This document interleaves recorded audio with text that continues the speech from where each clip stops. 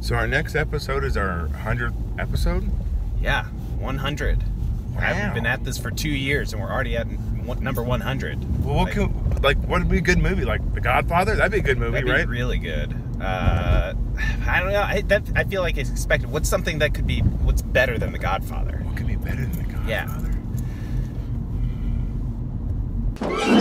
Ah! Did you see that?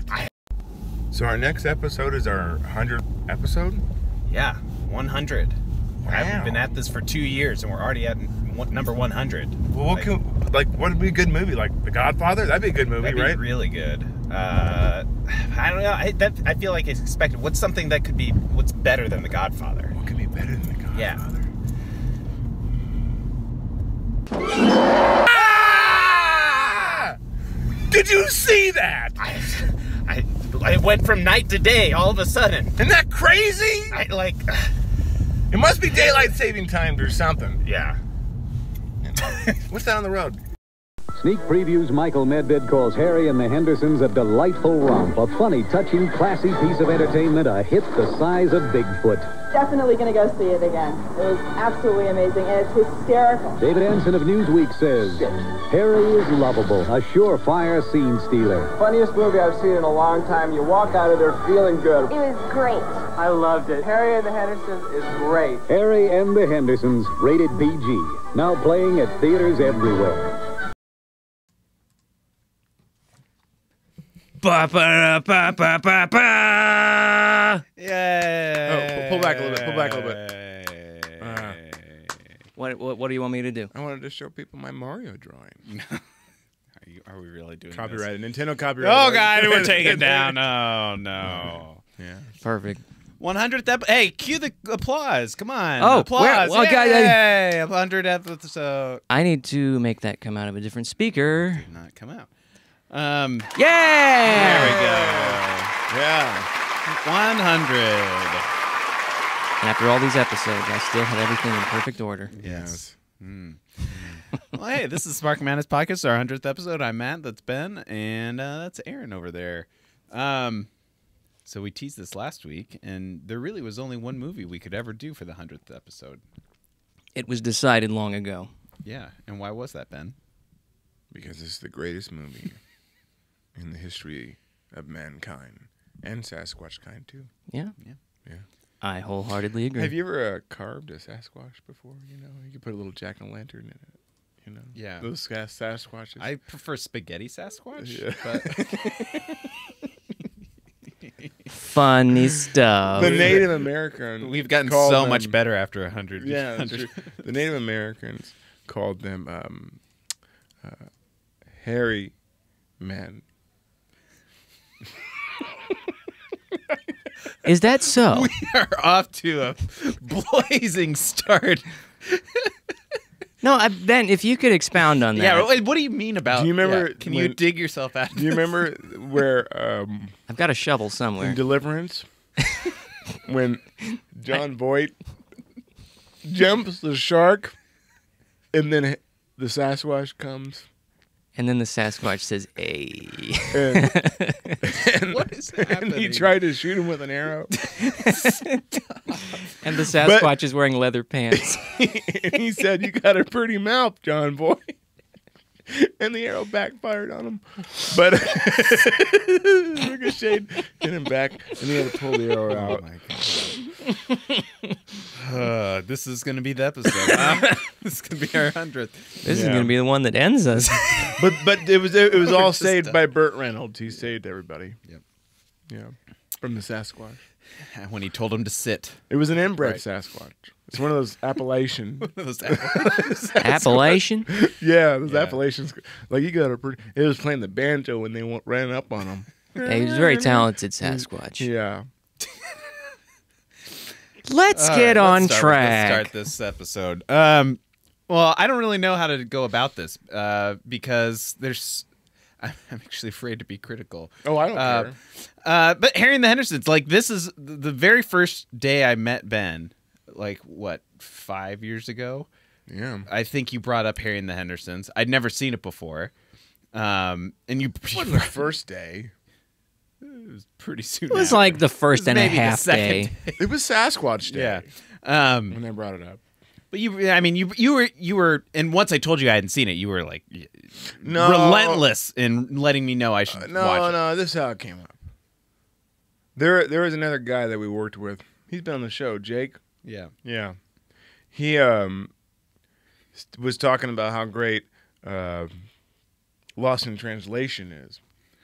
And I thought he probably just likes that because people told him to like it, because it's a pretentious movie. You know what I mean? I mean, You have a some very could high see it that opinion. way. No, it's not high opinion of Jake. It's just I know. Jake society. Oh God. No, but my whole point is like society kind of just because something is artsy, quote unquote, makes it a better, more sophisticated movie, and it's like, well, I thought, what people don't think is a sophisticated movie, but if you look at it and break it down as a movie, it's a really well-made movie. I said, Harry and the fucking Hendersons. So I tried to compare those two, and people think it's a joke, and part of it was a joke because of the two thing. But my point is, like, just because it's a family film and it's funny, it's really well put together. It's really good. It's got heart and everything. And I think people knock family movies and stuff like that as inferior products, where I actually disagree. I think those are just as good as Archie movies, and I think Harry and Hendersons is a superior movie than Lost in Translation. That's the comparison? It's a bold statement. Well, my hope. Okay, not just the comparison, as related to that discussion, But yes. it's the comparison related to the discussion of what makes a good movie. So it's kind of like a cultural thing. Well, we'll dig into it a little bit, but Aaron, Anyway, that's how it happened. yeah, Aaron, what is your kind of? Did you grow up with this movie? Because I didn't. I saw it for the first time right after I met Ben. Yeah, so I saw not it a that few long times ago. growing up. Yeah. I've always enjoyed it. Yeah. I was not aware of this movie at But all. I will so- say I didn't lot of people enjoy it as much as I do until I got older. I think I agree. I loved it as a kid, but I really love For it as different an adult. reasons. Yes. It definitely has it has multiple zones. It's not like just a kids movie. It's not It's just a family. It's an everybody movie. That's where rated G or PG gets a bad rap. I think there should be a rating system for K or C for children, because there's stuff that's just for kids is terrible. But the majority of like good that's movies, G, right? That should be G. No, G for general audience. General. Well, this is PG. Yeah, but there's some good makes sense. There's some good rated G movies that's for everybody. That's really sophisticated PG movies. in 1987 is a little different. Yeah, this might be PG-13. So you wanna get the kids stuff in its Gotta own get the bucket. butts in the But seats. I think it's a misnomer. So like a Disney movie is layered for everybody. So general means everybody. So my whole point is that Harry and the Hendersons is for everyone. everyone. But there's a lot of language in this movie, especially at the Yeah, beginning. they pepper it in there. Yeah. Yeah. It was the 80s, like the Goonies phase of movies when like kid like they're just like this was a Steven Spielberg produced movie, so he liked to make his kids swear. So what? Say the word. Ernie swears quite a bit at this movie. He's the Holy. with his giant glasses. Yeah. He looks like Fuller. What's the? Well, I guess we can do like our synopsis thing because this is an older movie. Sure, really, yeah, it's yeah. Family finds Bigfoot and they turn Family out, runs over They Bigfoot. run over Bigfoot and they They take it home, learn and then the comedy ensues. a heartfelt lesson about hunting being bad. No, it's more, That's it's very more much than a that. side thing. But it's okay to fish. It's Yeah, fish. it's okay to fish. All right, again, it's a very pescatarian. No, it is deeper than just hunting. It's like our conceptions about people in general too. You know what I mean? It's Fish aren't people. Let's No. get that out of the way. no there. So this came around the time Bigfoot craze was been around forever. But this is like I think it took a big hike in the '80s too. But this came around a time where you think Bigfoot is this monster. You know what I mean? Like this scary thing, and he's like you still think he's a scary thing if he exists, or she. What they did, it was a nice take on it, where you have this perception of the scary the scary legendary beast, and put a heart to it. Yeah, and what John is it William Deere? I think the director. Something Deere. I forget the first. Henry Deere. Yeah, he's a good director. John Deere. Dear friend of the channel. Yeah, John. He rode in on his green tractor and took in charge. But he said, I remember watching the making of this, like, if we can't show his eyes and have him in the eyes, you mean it was all about the eyes of the character. Right. That's where the fate. Well, they do such a great job just in general, but the eyes. You're right. The guy who did Gremlins 2, who did the makeup effect, I can't think of his name. But anyways, he did that. He's a really good makeup artist and special effects artist, and he's actually good at making like gorilla type thing. I think that was one of his favorite animals. But they captured the face and like the sadness, and they kind of imply that because George Henderson is also an artist and too, and he starts drawing it, and he can feel the feelings of it. When they have different shots of where you see this humanization, this soul behind this animal, that really work. And there's like 4 or 5 times, and they recapture in the credits and stuff. But you really feel the connection. Yeah, it gives him such character and such heart to it. Rick Baker. Rick Baker, yes. He's one of the greats. Amazing special effects artist. Won an Oscar for this, right? I think he did. He also did like the scene in American Werewolf in Paris. That one too. In London. That definitely was. Yeah. And my God, this practical effects. The suit in this movie. It's amazing. It's amazing. It's like it's the best Bigfoot design. It's really good. It's like it's better than any it's like it. Well, Kevin Peter Hall is the mannerisms too go hand in hand with this. Everything works with the only way the movie's going to work is if they pull that off. You can see the muscles underneath the. He designed that. I mean, like I think he designed the suit, Rick Baker. So like you can see the muscles within it. You can see like it looks like this is a real creature. What's awesome about it is he is huge. John Lithgow is 6'4", He's a big 6'5", man. He's a tall guy. You can tell when he stands next to anybody. They even allude to it in the movie that he's big. Yeah. And then when any of the scenes with like Harry, it's like whoa, like he still towers over. When they do, you would think you would cast a little guy to exaggerate it even more. Well, yeah, they showed. But it still worked. They showed. I mean, when they first introduce him when he's in the house, it's that amazing shot with the flashlight spinning, and you see the shadow, and then the way they shot it from the ground up, he looks huge. Yeah. But you didn't need it the rest of the movie because he's just so physically bigger, and they do such a good job of just I don't know how there's a wide angle just in the first shot, effortlessly strong too. Like he just crumples things, and I don't know. I don't know. It's if all it was practical just the set, too. the set designs and stuff to accommodate all that was so smart that.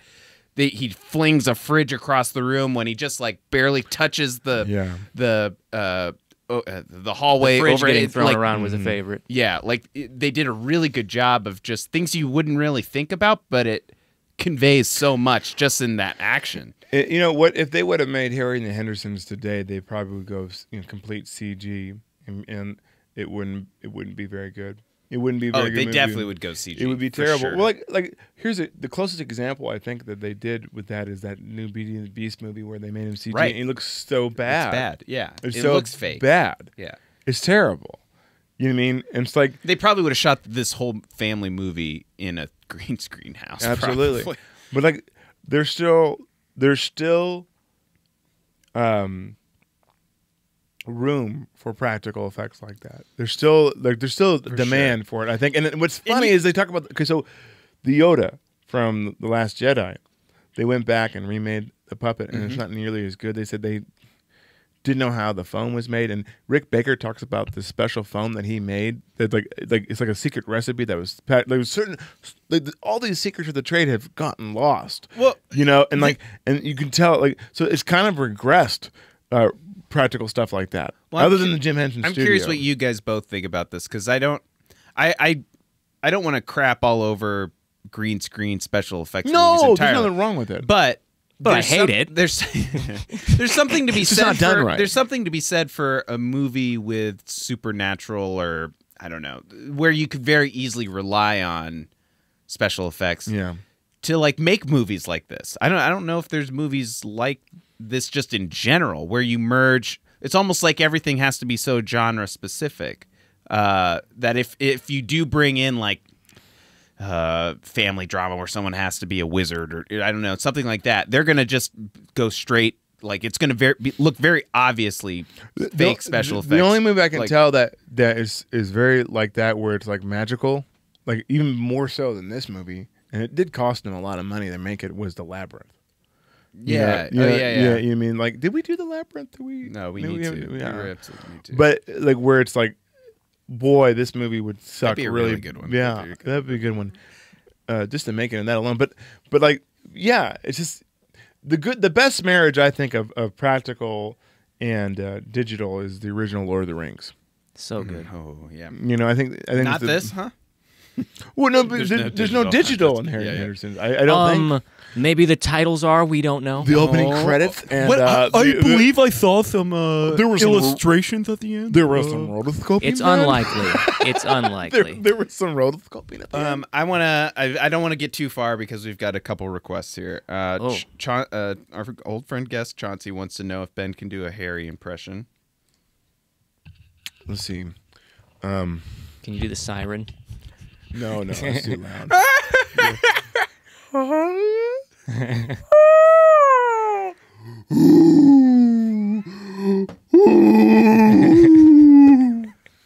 You know, that's going to be taken out of context and used against me. I'll clip that. Yeah, you know, we're just gonna make this that. leads That's the me. intro. That's the intro. What movie? This leads me into how life imitates art, or the other way around. Here at the Spark of Madness, at least I have always viewed Ben as my personal Harry. He comes into my apartment.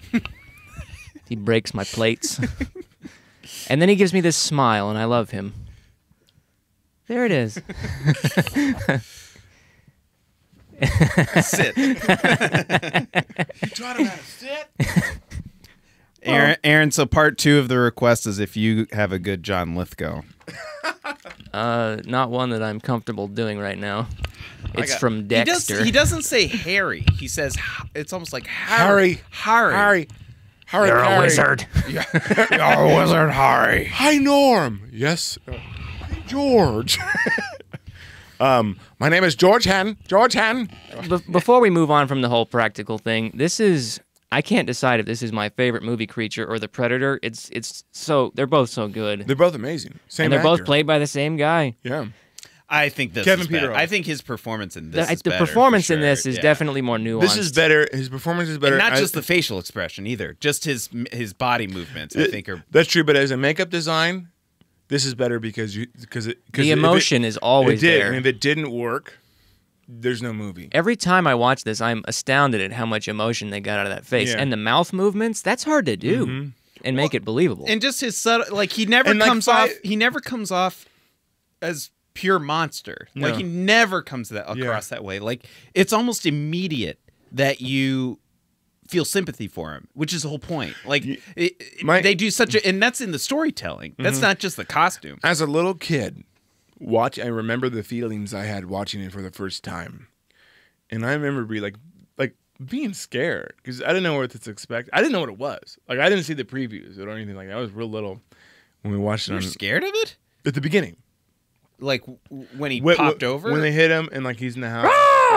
Oh yeah. It is very jarring at the start. Yeah. It's good for kids, you know. And then then you watch it over and over again. You love it, but like being like you're kind of frightened of it. And like they do a good job with that with kids, but like it's also for the storytelling of what you think that's really subverting your expectations. Exactly. Yeah. One of the best parts to kick off, like, okay, we're gonna think about this a little differently, was when I forget the daughter's name, and she stands up to him for eating the corsage just immediately. What's it? Yeah. And it's like Sarah. Yeah. Sarah. And it's just I thought that was a really good scene to start off, and she barely is in it the rest of the way. But for her to have that moment where she's just and he's just like, "Whoa, what's happening?" That was a good way to kind of transition into some of the other stuff they wanted to do with the rest of the movie. Brandon wants to know, what was your first impression of the movie? we kind of started where it grew on you over time, but like, how did it? I hit loved you? it as a kid. Yeah. I loved it I loved it because it was silly, as a kid, and Yeah. and like he looked cool. I mean, like He looks so cool. but I think I loved it. He wasn't like, oh, I love Harry and the Hendersons. There's a lot of nostalgia. You had a Harry There's poster a lot on the of wall. we watched it a lot because it was one of the few videos. We have that back tat. I mean, Yeah. Yeah. Don't shoot me, of bro. George Hen. Don't shoot me, bro. That's what it said. It has him in the sad face with the target. I gotta say, I loved it too. holding like the mink coat. Yeah. Yeah, perfect. Sorry, go ahead. Aaron. My first impression was that I loved it. Although when I was younger, I was so mad. Just stop destroying things, Harry. Yeah, I don't like that. It was in the property damage Yeah, time of that's true. movies, which which they got rid of and they brought back with the Batman versus But Superman. then they they bring it bigger back. scale. They bring it back home in the scene at the kitchen table with the guy who was hunting the Bigfoots. yeah, And Don and- Amici. Yeah, and he's right. Harry's behind about me. to. There is no Sasquatch. Harry's dude. about to break another ceiling beam, and then nope, and then he's like, okay. Sorry. And then he comes out of the floor to eat from the dinner table right after that. Let's talk about that scene.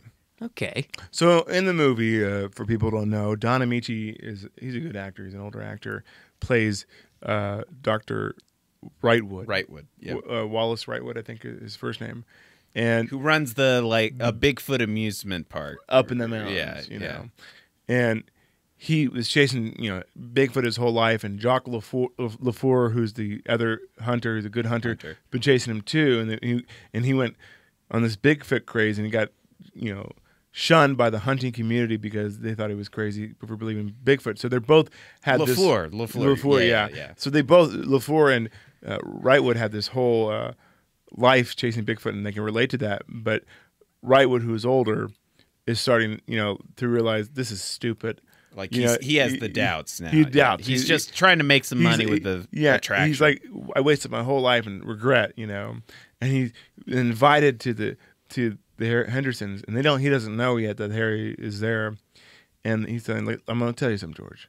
Don't let this ruin your life, because he talks about your family, because then they allude to the fact that he doesn't have his family more. Like he made his whole life that he got rid of, like his life was ruined by it. He's obsessed with it.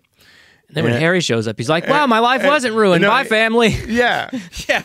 Oh, the family's coming back all of a sudden. but it was a beautiful moment, and in that acting he did, like when he sees him, Yahoo! like he's just and he's a little much more frail than He's a little guy. yeah, with a bolo tie. Yeah, but it was beautiful. It was like the performances, like what makes a good movie, even if it's stupid and outrageous and funny. What makes it a good movie is when your actors do it in earnest. Buy in, yeah. They buy in. They do their best. They do their best. And what makes Vern, it absolutely. You mean they give they don't phone it in, and it's they believable no matter how far fetched the context is, and makes you relate to them. So I mean, I just think. That scene was a pretty good scene, and if I were to ask both of you what is your favorite scene from the movie, what would it be? What's the one that kind of stands out? I really like. I know. Okay, I have two. Maybe one of them is yours. I absolutely love him watching Bedtime for Bonzo and laughing. Yeah, That's the most humanizing moment of him for me, because he's laughing like a person. And I love it so much. But other than that, it's when he's stuck in the basement. I like that scene. It's near the beginning. Stuck in the whole sequence where Irene comes over and he's down there, and then they keep cutting to Ernie. Boy, this guy's strong. Those little lines are really good. That's a lot of trust for one kid. Yeah. The one scene that's hilarious to me, I remember laughing a lot as a kid when Irene is outside, has LaFleur, and she sees Harry look out the window, and she's like, like this, and she passes out, and he looks back, and it's George like this, he's like, LaFleur's reaction. He's not that ugly. What was that? And that was a pretty funny scene. I just thought like Harry's face. The fact that she had an electric knife. Yeah. This movie is very of its time. It sure is. Oh yeah. Certainly. And before I forget, that the wallpaper in the Hendersons' kitchen, I'm fairly certain my parents have the same kitchen wallpaper. They probably shot at your parents. Yeah. Well, this movie was made at the same time our house was built. Oh, so okay. maybe it was en vogue. Maybe. And then my other favorite moment is at the very end, close at the end, where George has LaFleur, and he's like just really so full of anger. This and doing this, and Harry puts his hand on it, catches him, and says and says stop, and he's towering over Jacques LaFleur, and Jacques LaFleur, like the emotion he has, is this is going to kill him. This thing's going to kill him, and like this that it was a beautiful moment. So they got you. They you know? earned the realization by the Hunter character at the end. He's with just that one moment. Like they had nothing else to suggest that Jacques should change his mind about everything he's thought up to this point. He even like once he sees it and sees his facial expressions, he still wants to kill Harry. But that moment, you're right. That is the like they. It's beautiful. They isn't it? changed like the most villainous cartoon character on a dime, and it works because of that one moment. Because of exactly what you're talking. That's what about. I like about this movie is there's no stark evil character. No, he's crying and he's shivering and he's even littler than John Lithgow. Yeah, and this is a beautiful moment. This is also right after he's in prison, the Hunter Jacques, yeah, LaFleur, and he's pacing around, and everyone in the prison's like, "Oh God!" But you know why they were doing that? Because he stinks. Because he stunk because he was in the dumpster. Oh, he stinks. Yeah. Oh, I thought they were afraid of him. No, because he was in the dumpster. That's funnier. Because he was in the dumpster. That's what's like little moments like that they put in the movie are funny. So I kind of like trains, planes, and automobiles. Right. I was going to say it has a little bit of that like really well written John Hughes family kind of vibe to it. But so I can think of 3 scenes.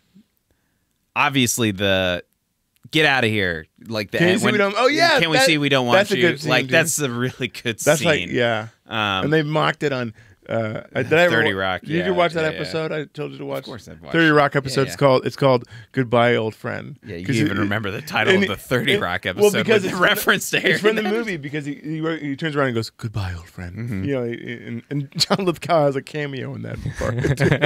That's one of the funny. I wonder what John Lithgow thinks of his performance in this movie. I think he probably loves it. He was great. Well, I mean, I want to know if he looks back on this movie fondly because not every actor does that for their movies. No, and I think John Lithgow doesn't.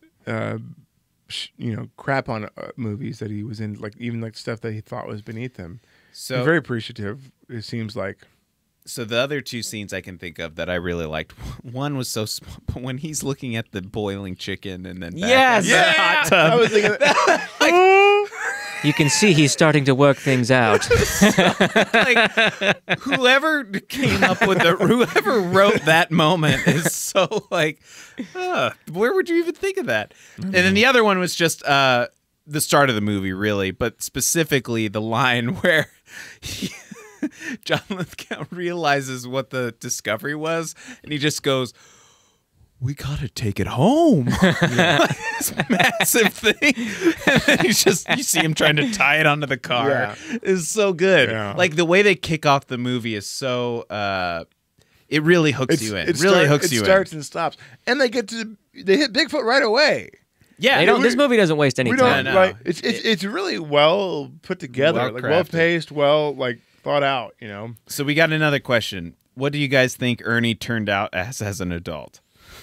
A park ranger. I think he decided he wanted to be a Bigfoot when he grew up. He works at the Burger King in Seattle. He works at Starbucks. And then Harry comes in once in a while, picks up the patties, and goes, "Gross, go fish." Yeah, I can't. I'm trying to think of a better answer. Maybe he's a professional fisherman. No, I think he'd probably be a conservationist. I don't know. Comments. What do you think he turned out to be? We're doing your work for you. Maybe he studies earthworms. He's a big earthworm guy. Yeah. Or is he like a endangered species protector? Maybe he is on the search. Maybe that's a sequel to Harry and the Hendersons, where Ernie is older, and he wants to find Harry The again. search for more Harry. He wants to find Harry again so that they can both go on an adventure to see if the Loch Ness Monster is actually real, because they do mention it at the very end. And then the Loch Ness Monster's an absolute jerk. Absolutely. An irredeemable monster. He is. And Harry has to tear his head off. Yeah. Well, he's a fish. He's a fish, yeah, it's right? okay, He's a fish. okay. It's okay. He's a fish. It's just, it becomes a sushi movie. Yeah, but when the Loch Ness Monster's on land, he gets confused. Which way is wet? Is it he's like, is it a deer? So I'm gonna say I want it. We're at 30 minutes, like right at our good spot for this. I think that I just have to bring up how good the mom is. She's amazing. George, and like she wrote. She's Christmas Story. What's the actress's name? Oh my gosh. Oh look, I haven't seen a Christmas Story in a so long time. So good in this movie, like because she goes from. It's kind of like a nice, nuanced take of what George wants to do initially, that he eventually becomes like he's part of the family, but he initially just wants to use Harry as like a stunt to make a lot of money and get on magazine. There was a great joke Don't have about to work for my dad anymore. The joke about time, us, life. It's like magazines. But like he's initially motivated by Melinda Dillon is her name. Melinda Dillon, yeah. It looks like she's also in A Christmas Story. I think she's the mom on Christmas Story. Yeah, that's what I said. Yeah. I think okay. And she makes that movie too. But she's also in Close Encounters of the Third Kind. I think she's the girl at the end when they're looking for his boy. I think she's the shark in Jaws 3 too. Oh, and she's in. She was real good. She's in Jaws John 3 Voight's Shark. wife in Deliverance. but that scene was left in the cutting room floor after he had. That'll be for another episode. Yeah. But no, I thought she was great. I thought, and that's selling short everybody else. Everybody in this movie played it to perfection. I thought, absolutely. Even the like minor role of his dad at the, which is the police chief guy from Blade Runner. Yeah, it is. Yes, I like that actor. We have some big guns and some big guns and some big guns, but we're all out of big ammo. He's a good marketer for his business. Yeah. It's a great idea what he came up with. The BFG, Bigfoot. Not headquarters. What did he call it? Something else. Yeah. But it was smart to like do all the sightings. But although it's kind of ridiculous, it's like, here are the sightings, so go and kill it. But, I mean, he broke into people's house. Another great scene was the mouse in the house. Where she thinks it's a mouse, and so she grabs the little thing and tries to smack it with the magazine. And then they mentioned on the radio, he thought it was a mouse, but it was Bigfoot. And the shut up. Yeah, it's John Lithgow. Yeah, I hate that man. Yeah, like I hate him. It's like when we turn off George. No, let me hate him. But like, I actually did like that. No, let me hate him. It'll keep me. I love that until he's the in coffee's ready. The first Planet of the Apes movie, the new one. John Lithgow. He's in the first one. Oh, I think it's been so long since I've seen that. It wasn't bad. Him and another primate, the first one. Oh, not the original, the first of the new ones, the first of the trilogies. He was in it with James Franco? He was his dad. Oh, right, he was with Alzheimer's. Yeah, that's right. Alzheimer's dad. I remember now. Well, what? I don't remember. I don't remember. You know what? It's in San Francisco. I don't really remember. It's in San Francisco. So he moved down from Seattle. Right. And he's like James Franco's not. Is Ernie? James is Ernie. Oh my God! He became a scientist. He loves apes. That's it. Yeah. It lines up so well. Wow. We did it. 100 episodes. In 34 minutes. Shut it down. We're done. There's nowhere to go from here. And there are no cats in America. Oh, I've never actually played the whole clap clip. Oh my God, that's so good. James Franco's. James Franco's. He loves apes. So Harry's the reason why humans died out. That's Would you say that the only connecting thread you missed is Caesar owes everything to Harry? You missed one connecting thread. While in Seattle, James Franco met up with Frasier. Yeah, that's true. He's a radio station. Yeah. That's true. It's too good. It's too good. Where do we go from here, Matt? What? No, I'm just so Here's the shell-shocked. Fraser connection. Woody Harrelson's in the last. That's oh my God, There that's we true. go. Yeah. There you go. got It all ties He together. was so sick of So Planet of the being Apes on is the same a bartender. yeah. Same universe. Same universe. Yeah. Became a general. And became really It's smart. the Harry and the Hendersons cinematic universe. Harry is Caesar's cousin. Scary and the Henderson. And yeah. Pretty good. Yeah. And Commissioner Gordon was in the second one, The second what? Planet of the Apes. Okay, But yeah, we're not let's talking talk about that. Let's talk about Harry and the Hendersons. Harry and the Hendersons. Well, there was a TV show which I never watched. It came out a year. Lasted a year. It came after? Yeah. Here's the original. I thought I saw it was 3 seasons. Was it 3 seasons? I thought I saw it was 3. Well, and it was with the guy who played Archangel's dad in the Yeah. X-Men movies. I know what you're talking about. Yeah. Ew. Who replaced John Lithgow. No, it wasn't. It was. Or maybe it was a new family. I it don't wasn't. know, but No, it wasn't Archangel's dad. It was the guy who played the senator in the first. That's X-Men movie. Archangel's dad. No, he dies though in the first movie. He doesn't die. Yes, he does. He turns to becomes a liquid. mutant. He turns to liquid. He's a mutant. Yeah, but he turns to liquid. I believe he does die. He dies in the first one. But it's his... No, it's his... No, he doesn't. Dude. No, I guarantee I'm Is right. this the hill we're all going to die on? I think it will. I think No, we're going to but- segue over. And we're But gonna I look think it up. what happened was the script was originally. The idea was originally going to be a TV series, but they said let's make a movie out of it first. And You they know, did. Oh, the movie's superior. it's what it should have been. Yeah, I don't want it any other way. but Kevin Peter Hall did play him in the series too. Same Oh, costume. well, that's nice. Yeah. I mean, what else was he doing? There weren't a lot of tall characters. To I don't play know at how the time. long you can last that. Like keep that up. Yeah, it kind of works in short bursts. But I think they live in the cabins. I think they live in the mountains, so he can come and go whenever he please. Come and go whenever he please, Marty. My God. So... Just call me Ow. What? It's a 100th episode. Remember what happened to the boy who suddenly got everything he always wanted, man. He lived happily ever after. My God. Any other like kind of lasting Harry and the Hendersons? I was confused as a kid. Then I realized it's the mountains. That there was some snow in the mountains and not snow in the Yeah. mountains in the end scene. There's was a kinda there's a weird. there's a But snow there was line. an awesome badass shot of the birds on him and stuff. Like Yeah. like, cool. there was some really good cinematography in this movie. How they got all those animals and Yeah. I don't think it was like camera trickery. It could have There's- been old compositing. Unlikely. with the like car. It was always with the It's car timing. perfectly timed. Yeah. with like the otter brushing Yeah. its head, and there's a like, cougar and Yeah. stuff. There's a bear. There, like, it's crazy. It was The great. attention to detail they got with those. All right, so let's talk to the nitty gritty about this movie. Let's break it down. I'm so confused as to what we've been doing so far. Oh, I thought we were talking about Deliverance. Okay. Yeah. Excuse me, princess. Mm. Okay, so Matt, Yeah. you want to go critical? Critical. Always. Time What's- to nitpick. What's your beef about Harry? Come on, let's go. It's gonna fight me. Come at me, bro. Come at me. The gloves are off. I don't know.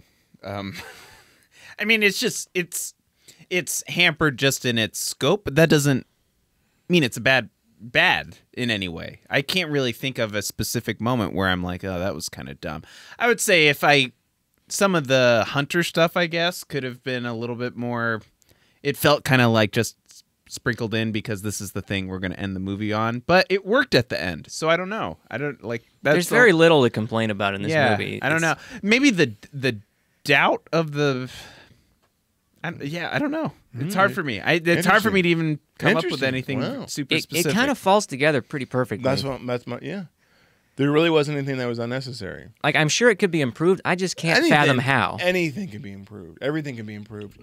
You know, I wasn't the biggest fan of the Irene character, but she also served her purpose. Yeah. Like there's some of the maybe that's kind of the overall thing is that structurally and the points they were getting to all worked, but some of the maybe performances or the amount of characters, I don't know. Maybe that's kind of the thing is it's one of those kind of even a John Hughes thing where each person gets like 2 or 3 scenes to be in there versus letting you really appreciate them as a character for a longer movie, which is really a subjective thing. Like maybe some people may just be like, yeah, I'm fine if they're only in it for a little bit. To me, that kind of storytelling and filmmaking in general, and you bring up an interesting point.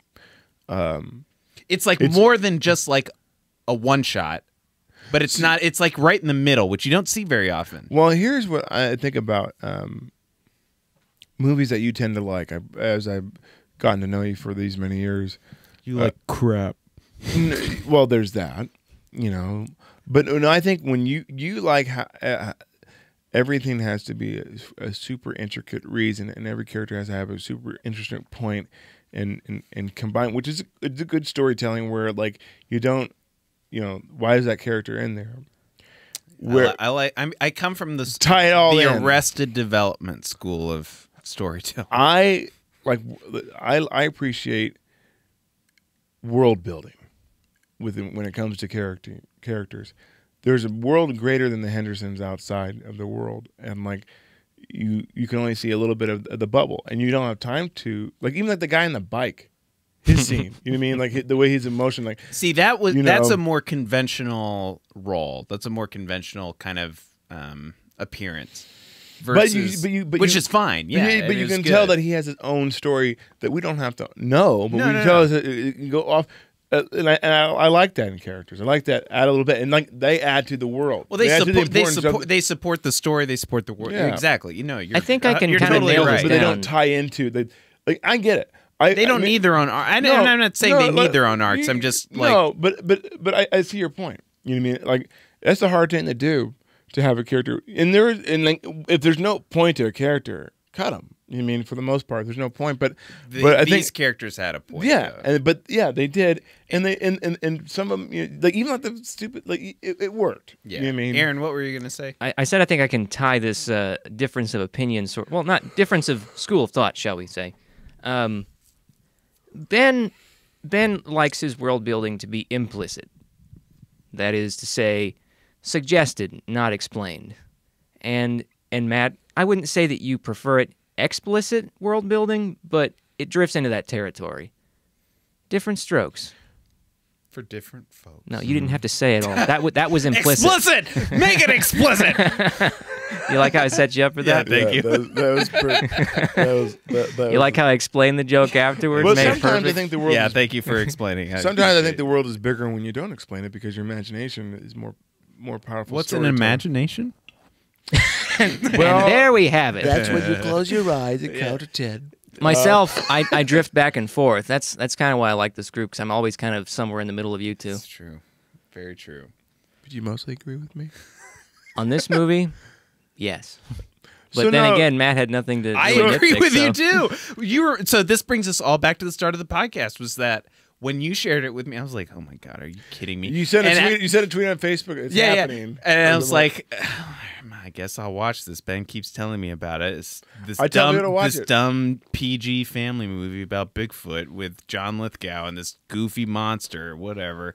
And I watched it. I was like, whoa. I was like, I love it. It's so good. I every time I watch it, it makes me feel good inside. It's really like, and it's rewatchable too. It's rewatchable. It really does have a lot of the John Hughes kind of really good writing, comedic timing. Really. There's some bad 80s though.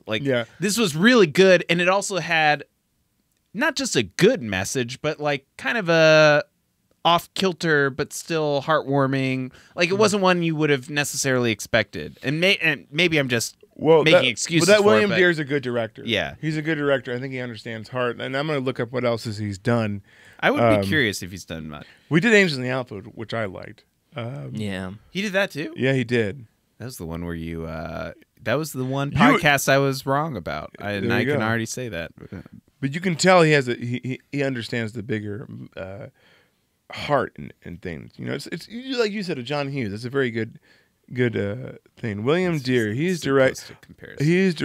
The Rocketeer. I didn't know that. I love The Rocketeer. Of course, you like this. I did not know that. So he's direct. This is what he's directed. He's directed some new stuff, but it's. Some of these. I want to hear what he's directed. New stuff, even. Well, this stuff is like made for TV movies. Oh. Yeah, some of the stuff I don't even know what these are. Yeah. But a lot of good directors have. So the last big thing he did, well, Wild in America was not a very good movie. It was okay. It was about what's his name with Jonathan Taylor Thomas as JTT? He played that. Remember that one? Don't you disparage JT? Is that one wildlife photographer guy? You know that. Okay. Sure. Okay, so he did Angels in the Outfield. Wait, so he did a movie about. He directed one episode of Wait, hold on. Dinosaurs. So he did a movie about. Of course he did.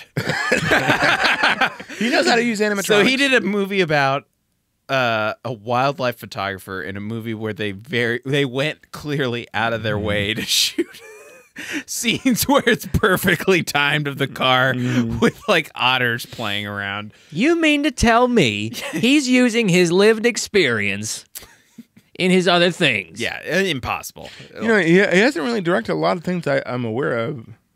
But what he has done. Sometimes the best has hit directors you are right- little flashes in the pan. Yeah, and right in the heart. but his writing, I did not know he wrote The Rocketeer. He wrote The Rocketeer, and that's in our Hall of Fame, right?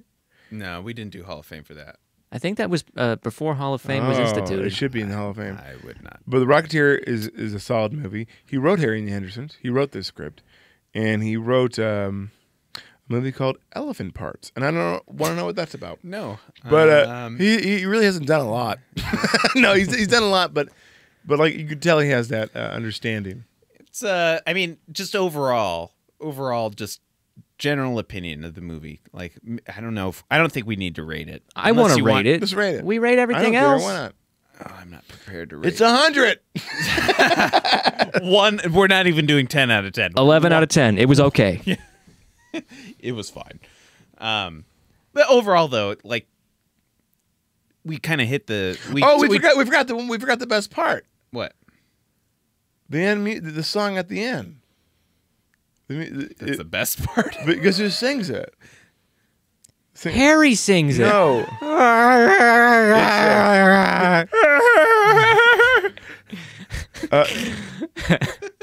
Joe Cocker.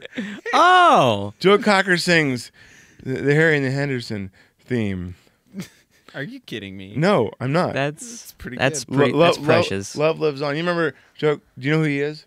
Of course, yeah. Remember the Wonder Years? Like that version? Yeah, of the, yeah. What do you do? So here we're playing on our phone. Maybe we won't get copyrighted here. No, don't Why are do we it. playing the Don't song? do it. Okay, I won't. I won't do it. I You won't do always will get it. copyrighted. I won't do it. All right, let's rate the movie. What do you do when a Bigfoot loves you?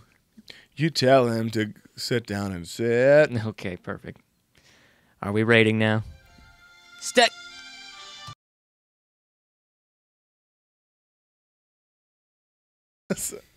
What would you rate the movie, Ben? No, you should go last. Aaron, what would you rate the movie? I struggle with this because I love the movie. I can't fault it in any specific I way. can't either. If I was to be completely realistic, I'd give it a 7, but on a simple enjoyment factor, I have to give it an 8. I'm exactly with you, actually. Exactly lockstep. It's so it's hard to even quantify what it's failing at, I don't think it does. but it just hits the sweet spot. Like, it doesn't make you think different. Maybe that's the thing. It doesn't make me think differently, but I enjoyed it so much, and it was successful in so many other ways. If you could fidget with the mic a little bit louder. Yeah. Ben's about to like rip that out and beat us to death with it for not giving it a 10. Somebody Seething. Chauncey says it was a 7.5 out of 10. Get out of here, Chauncey. So he's gonna come through. Ben, bring us home. It's going to burst through the wall. Oh, yeah! And I'm sure this is not objective. Really? I'm giving it. Is this a 10? Seriously. It's probably a 9. How about give your objective and subjective? How about that? This is a 10. Subjective. Subjective. This Okay. is good. It's Objective 10, It's a perfect but a 9 subjective. Subjectively, it is completely perfect. Maybe an 8.5. 8.5. It's pretty good. It's very good. pretty Yeah, good. I mean, we spent the whole podcast barely even coming up with it. And like, I do it as a joke because I know when I ever bring it up, I do it as a joke, but I also know no one's ever seen, like very few people have seen Harry and the Hendersons. I don't understand that. And well, I had it, but yeah, go look at like the clips online. People go, "Oh, this movie's awesome." You see, it pulled on a heartstring for a lot of people. But I was like, I do it as a joke and semi-serious that this is a good movie. You know what I mean? Very good. Yeah. And you know, I think it stinks that because it's a silly concept, It hasn't got know? its due. No, I think it's because it's a silly concept. It's never going to be, you know, like movies won't be considered good movies because of those Because things. Captain America's not in it. It's like, well, probably, but like, you know, like Lost in Translation. Take that out of I'm starting to think somebody doesn't care for Lost in Translation. I hated that movie. I actually really like that movie. You're barking up the wrong I hate tree that over movie. That here. movie- I still have yet to see it. I saw it plan to. once, and that was enough. But I don't care what he whispered. that is my subjective movie because I We should obsessed with going to Japan and all that stuff, so it like really hit me. So You're obsessed with going somewhere to be called White to Pig. I have to watch that again. E.T. is overrated compared to this movie. Whoa. Exactly. Oh, I think it is. E.T. I think it is. Whoa. This is the same movie. Comparatively, My- yeah, my- that's a good point. my sister- Controversial opinion. I hate E.T. My sister Monica, that is controversial. but my sister Monica says it's the same, almost the same story, like similar story. Yeah, but it's This better. No, they're not the same. Well, they take a creature, like there's- a mystical creature that. There is not one walkie-talkie Yeah. in this movie. And, I mean, where are the Reese's I was Pieces? more scared of E.T. though as a kid, Yeah, and I saw this E.T. movie before. was creepier. All right. What came out first? I think E.T. did. So as we wrap up this our 100th episode, I'm curious, just off the top of your head, we didn't. Right. Of course, I didn't prepare any of this or share it. We didn't do any work whatsoever. No. What's in our last couple minutes, just real quick? What was one of your favorite moments from our last 100 episodes since we started? Oh, that time when we reviewed Harry and the Hendersons. That was really good. God, Man, It was so how good. the past flashes Going great. back. This is going in great. that time where we put a lot of effort into filming us in into the the car intro. before we got here. Right? Yeah, we weren't totally wearing the same clothes. No, but do good. And then hashtag. that hiccup where the cast played the clip twice. That's Yes, right. yeah. That was No, good. what My my favorite moment from the too. 100th episode. Go ahead. Huh? My favorite moment of the 100th episode when I interrupt Matt. Yeah. Thank you. I'll tell you my favorite moment after I tell you. You tell me yours. And we all kind of came to a consensus a couple weeks ago that our planes, trains, and automobiles episode was pretty good. That was a good. It was a good episode, yeah. I would say my favorite overall moments, though, beyond just like overall flow of a good episode. I think our Dracula podcast was really good. I like the ones where we compare stuff. So, but Dracula, the Batman, That was a fun one. Best Batman podcast, and also I like the Oscar stuff because I'm personally really interested in the right. Oscar stuff. So I love doing all that. What a grouch. So those are mine. Yeah. My favorite episode was the Mission Impossible one, Oh my god, which I had an intervention afterwards between Matt and getting mad even thinking back. no, to but that like Matt and Aaron. After we turned it off, it was literally Aaron goes. Yeah, with the mic swinging and everything. He goes. We need to talk. Oh my Yeah, god. we need to talk. And it was like, I was tired. I'm freelancing. I don't have a full time job. It's like I just life is like I'm gonna be fine. It's like you kept interrupting. You know? They had some really good points. No, but at the end you had good points too, because there was nothing to talk about in Mission Impossible. The thing was that episode. I watched. Matt was I so watched, worried. He watched. I him watched so worried. all the movies. and he had all. He wanted to bring intricate notes. He wanted to bring up every Detailed. He did. And That's I, like 7 movies, and, right? And I was like, I want to derail this. You remember when the shark came in? I kept making out the plot and messing things up, and clearly I've taken the steams out of Matt, and I kept interrupting on purpose. yeah. So that was your absolute favorite. Yeah, I kept interrupting on purpose. yeah. No, and then also I loved when we came home from when we all watched Mother together, and this is not in the episode. We all watched Mother together, and me and Matt like that was a good movie. And then as we started thinking about it, and Aaron started describing us as like Yeah, that's not a good movie at all. It was like that denial. That it was was a good- shot. that was yeah, a good moment, That was a too. good moment because we were like, "What the hell?" Yeah, is now that? it's the running joke of the podcast. Yeah. And not to maybe spoil Aaron's, but Oh, another you know. another great moment was remake Dragonheart that will forever live on. Oh no, I haven't fixed Oh, it. too spooky. too spooky. Sorry, that hasn't been updated. Aaron, what's one of your favorites? I think everybody knows. There's a special place in my heart for trashing things that I think are bad. Mother is the entirety of the Mother episode is grade A. And your intro that you made was the best. Everybody get that? every aspect of that podcast was planned intricately by me, Yes. and I had points to hit, and I believe we hit them all. It was your, Right down to it smart was- feller, fart smeller. It was all about the environment. The That was my opus. We got a couple. So Chauncey says my favorite moment was when Matt was the Grinch dog in the intro, as well as Vader pretty Ben smoking a cigarette. I forgot about that. We've done a lot of stuff. We've done a lot of stuff. In addition to our like kind of normal chit chatty episodes like this, where we even have guests on, like we've done a lot. Speaking of, we did the Ready Player One thing at yeah. with the huge screen, which was pretty cool. We've done all these shorts. We've done Our last Jedi That was fun, podcast too. was good because we were really intense. really We into shattered that on that one. movie. Yeah, I feel like that podcast has really held. It was up. like Mother Light. It's held Yeah. up. It's held up since. And like Chauncey was good on that one because he brought some interesting things from the uncannoned comic book or books. No, the best part of that episode is when Chauncey describes that huge collar that Leia has and popcorn falls out of it.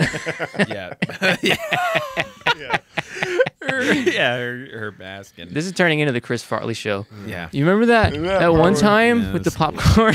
Also, like the best movie I think that we walked out of in terms of like just being like, what the heck was that? Other than Mother, that was a positive was Hereditary. Yeah. Yeah, that one. I looked at the corners of my. The one time I Yeah. disagree with you both, Oh, okay. but that's okay. Not everybody can be as. I did good like as it. me. But Quiet that's Place. that's the charm of this podcast is we will do old movies, new movies, we'll do TV shows, we'll do anything, and You none of should us will watch us agree all the every time. Yeah, it's week. almost like we do it all the Oh time. my God. We have really fun guests on all the time who are really smart and bring a different opinion that is not Ben's, who will interrupt you. Just linger on Ben. Bum, bum, bum, bum, ba-da, ba-da, I think I still have that on the keyboard. But yeah, somewhere. that's Play it. Let me see if I get it. yeah. We may need to just leave on this. No, that's air horns. That's the air horn. No, it's gone. All right, so 100 episodes. Hey, we made Remake it. Sparker We're gonna Madness. we're gonna do. We've got Christmas movies coming up. Basically, God. we've got classic ones that, as well as bad ones. Perfect. What Yeah. are they, man? No new ones. We're not going to agree to them yet because we haven't talked about them. I thought you already said we it in have stone. Next week is Santa Claus. Okay. Santa Claus the movie. You're the whatever. You can tee it up if you want. Okay, so this is a good 1980s classic. It's an origin story of the Santa Claus, that pagan ritual that people do every 24th and 25th of December. Oh no, this is the origins of Santa Claus. It's a really good movie. I think it's a really good movie. But here's the tie-in between Harry and the Hendersons and Santa Claus the movie. John Lithgow's in it. Oh my God. And John Lithgow's the bad guy in this one. Yes. And he's over the top John Lithgow. He really does eat the scenery in this. So that's a good movie coming out. I think it's a classic movie. He actually chipped his tooth on the Burgess scenery. Meredith is in it. Oh man, Hey, I like that. It's so much there's- cross pollination it's all- of the movies we've been doing. It is. Yeah. Yeah. It's a beautiful story. So yeah, look forward to that. It's a Santa kickoff Claus, kickoff season. the movie. And I think it's Yeah. produced by the same people who made Superman the movie. Here is to the next 100 episodes. I need you to be more emphatic. Here's to the next 100 episodes. I hope they make Harry and the Hendersons too. Yeah, Yeah. that'd be nice. Harry Isn't or that just Turn it off. Turn yeah. it off. Let's, Okay. We're done. CGI? Okay. CGI Bigfoot. Bye.